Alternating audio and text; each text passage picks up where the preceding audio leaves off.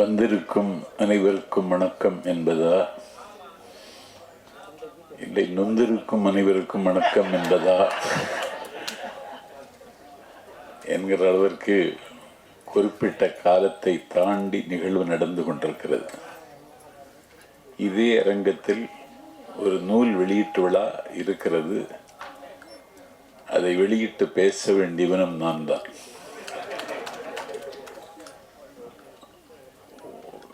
பேரரசு அவர்கள் நீங்கள் தொடர்ந்து நடிக்க வேண்டும் என்று என்னிடத்தில் கேட்டார்கள். பொதுவாக ஒரு 100% சுயமரியாதைக்காரன் நான். யாரிடத்திலும் எதற்காகவும் நான் போய் யாருடைய வாசலிலும் நின்றதில்லை. எனக்கு வந்திருக்கிற வாய்ப்புகள் எல்லாம் தானாக வந்ததானே தவிர நானாக கேட்டு பெற்றதில்லை. ஆனால் சினிமா எனக்கு புதியதுதான்.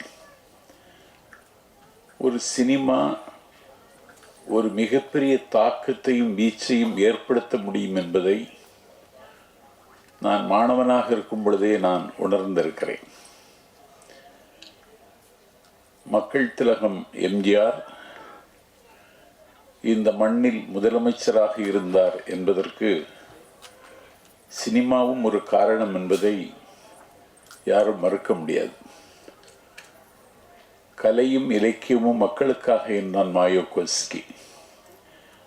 ஆகவே கலையும் இலக்கியமும் மக்களுக்காகவே இருக்க வேண்டும். அறிஞர் பெருந்தகை அண்ணா அவர்கள் ஒரு மிகப்பெரிய பேரறிஞர்.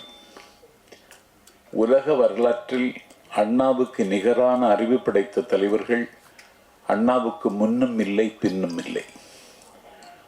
ஒரு வரலாற்று மாணவனாக நாஞ்சில் சம்பத் இங்கே பதிவு செய்கிறேன். அந்த அண்ணா இந்த கலை உலகத்திற்கு என்ன செல்வாக்கு என்பதை சரியாக உள்வாங்கிக் கொண்டார். அவரே ஓர் இரவு என்கிற நாடகத்தை ஓர் இரவில் எழுதி முடித்தார்.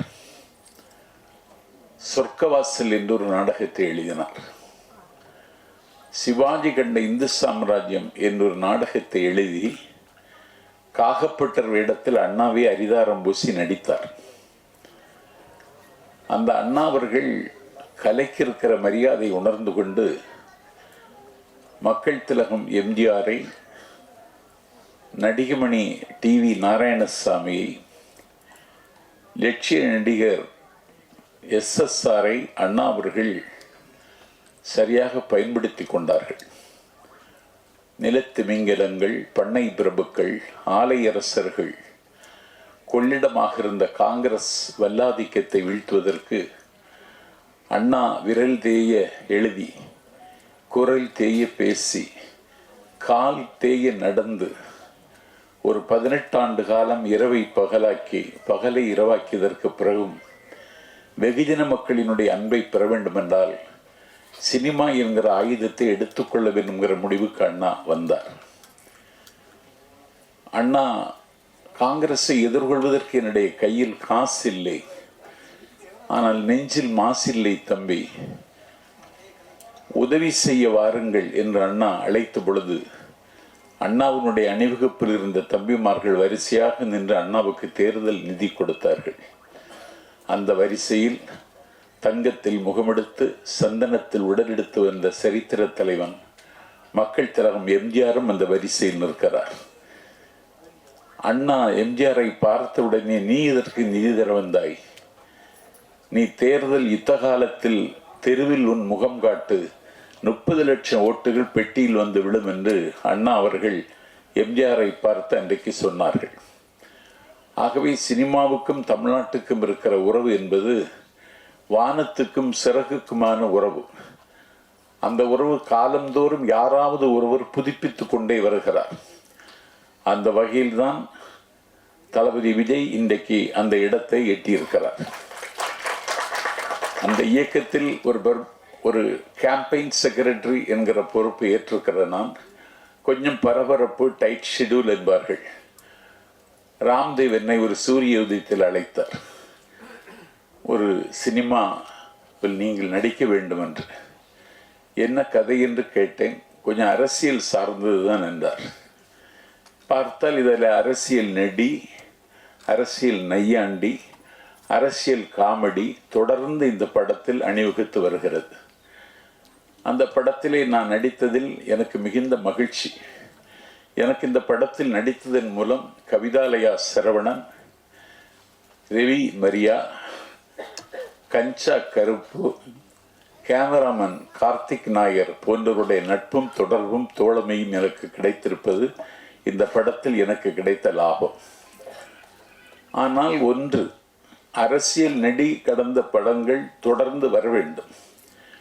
ஏனென்றால் ஒரு சொற்பொழிவாளனுக்கும் எழுத்தாளனுக்கும் தான் அரசையும் அரசாங்கத்தையும் அவலத்தையும் அம்பலப்படுத்த வேண்டும் என்கிற பொறுப்பு இல்லை. சினிமாவுக்கும் அந்த பொறுப்பு இருக்கிறது. Right to differ, right to criticise, எல்லாற்றையும் விமர்சிக்க வேண்டிய கடமை சினிமாவுக்கும் இருக்கிறது. அந்த வகையில் இந்த படத்தை சரியான இடத்தில் கொண்டு வந்து தம்பி ராம்தேவ் இயக்கி இதை வெற்றிகரமாக இன்றைக்கு வெளிக்கொண்டுகிற இடத்தில் அவர் வந்து நிற்கிறார். இந்த படத்திலே அரசியல் நையாண்டி நெடி எல்லாம் இருந்தது என்பதை விட இந்த படம் சமகால சூழலை பதிவு செய்திருக்கிறது. எப்போது ஒரு கலைஞன் சமகாலத்தை பற்றி சிந்திக்காமல் படம் எடுக்கவில்லையோ அந்த படம் தோற்று போகும், தொலைந்து போகும். ஆகவே சமகால சூழலை மையமாக வைத்து எடுத்திருக்கிற இந்த படம் பெரிய ஸ்டார் நட்சத்திர தகுதி உள்ளவர்கள் இந்த படத்தில் அணிவகுக்கவில்லை. நான் ஒரு புலிவாளன், அண்ணன் பழக்கருப்பையா ஒரு புலிவாளர். நாங்களெல்லாம் இந்த படத்தில் நடித்திருக்கிறோம் என்று சொன்னால் ஒரு கலைக்கும் இலக்கியத்துக்கும் மதிப்பு கொடுக்க வேண்டும் என்பதல்ல.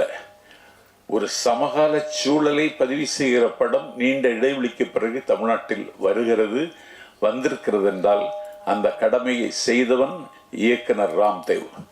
அவருக்கு முகமாகவும் அவருடைய தாகத்திற்கு தண்ணீராகவும் அவருடைய பசிக்கு சோறாகவும் கவிதாலயா சரவணன் அவர்கள் வாய்த்தார்கள்.